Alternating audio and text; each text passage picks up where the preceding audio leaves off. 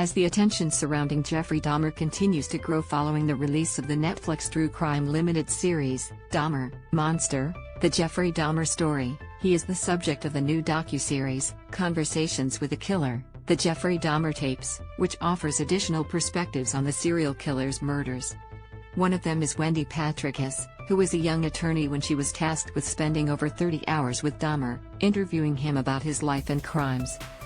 "I felt like Clarice Starling in The Silence of the Lambs," Patrickus says in the first episode of the three-part documentary, before detailing her experience sitting across the table from her client from July to October 1991, trying to absorb all the gruesome details Dahmer revealed about the 17 men and teenage boys he killed over a 13-year span.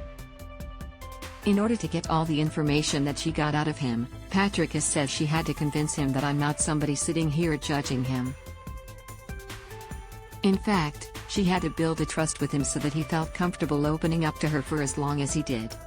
"He called me Wendy, and I called him Jeff," she recounts. Jeff wanted to identify all the victims, Patrickus reveals. Not only that, but he also recounted what was going through his head as he murdered each of his victims.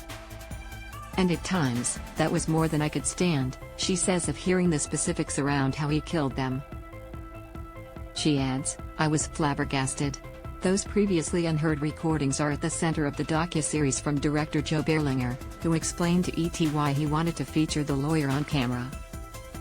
For him, one of the biggest takeaways was how this woman was largely erased from the narrative surrounding Dahmer. "Wendy's never been talked about before in the history of telling the Dahmer story because we always look at things through a patriarchal lens," Berlinger says. And yet, it was Wendy Patrickus, this junior lawyer on the defense team, who actually gleaned more information than even the police to help solve these victims' identifications. "But, until recently, we weren't really including women in the storytelling around serial killers other than as victims," he continues. "So, to me that's an important element of why and how we told the story." In addition to speaking to Dahmer, Patrickus' boss, Jerry Boyle, insisted that she walk through Dahmer's apartment, which was now a crime scene following his arrest. After describing what she saw once inside, she had to leave so she could vomit outside the building. "I was the only woman," she recalls. "The male officers that were there, they all stood there and they all laughed. They're like, 'How you doing on this now? You wanted to come to a crime scene. This is what we get.'" She adds, "It was terrifying to see that this was real."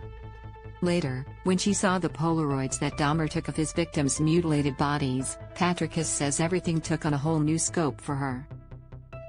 "I had nightmares with it," she says, recalling, "I was just thinking, how am I going to get through this?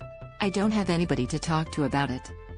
Patrickus is just one of many people who spoke out for the docuseries, detailing the horrifyingly horrible things Dahmer did.